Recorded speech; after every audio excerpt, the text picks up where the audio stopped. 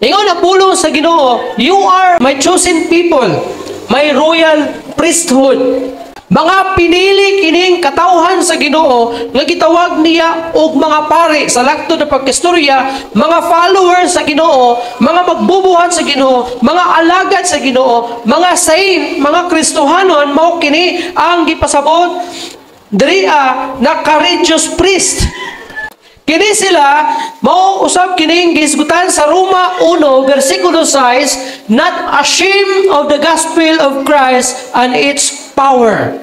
Usa kini na mga courageous priest, dili maulaw sa maayong balita mahitungod kang Hesukristo. Dili maulaw nga muwali sa maayong balita, mutudlo, musangyaw sa maayong balita mahitungod kang Hesukristo o sa gahom niini. Daghan sa mga Kristohanon hadlok ani. Daghan na mga Kristohanon talawan ani. Pero gihagit kita sa pulong sa Ginoo nga aron mahimo kitang makabaton og usa ka quality sa usa ka genuine na Kristohanon, kita mahimong mga courageous priest.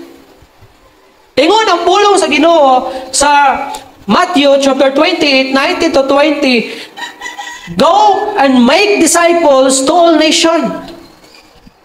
Kinsa yung gisultihan ini? Kita. Although ang iyang audience ni Jesus that time is ang mga disipulo niya, mga tao na mga sumusunod niya, including itong mga batanon, mga tigulang, mga babae, na nagsunod sa iya niya itong panahon na. Pero kadto sila ng mga tao, wala na to. Naanatadriya sa 21st century. Kapin na to siya sa 1,000 katuig o 2,000 katuig ang milabay na.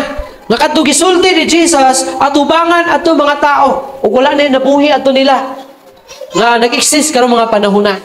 So kadto siya ang mensahe, dili lang to para sa iyang audience niya to panahona, kundi para usab kini kanato ingon na mga Kristohanon na mahimo kitang mga courageous priest, mga maisugon na mensahero sa pulong sa Ginoo, mga isog nga magwawali sa pulong sa Ginoo, not ashamed of the gospel of Jesus Christ. Dili nimo ikaulaw, dili dapat nimo ikaulaw ang gospel mahitungod kay Jesus Christ. Kay ingon ni Jesus Christ, kung ikaulaw ko nimo at ubangan sa mga tao, ikaulaw mo usab ikaw at ubangan sa akong amahan.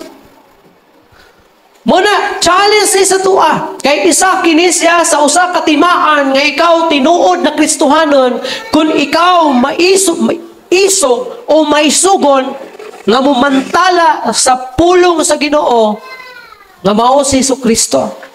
Kung ikaw is isog o dili maulaw kang Hesukristo diha sa imong kinabuhi. But sad to say, daghan karon mga Kristohanon dili na mailhan nga Kristohanon.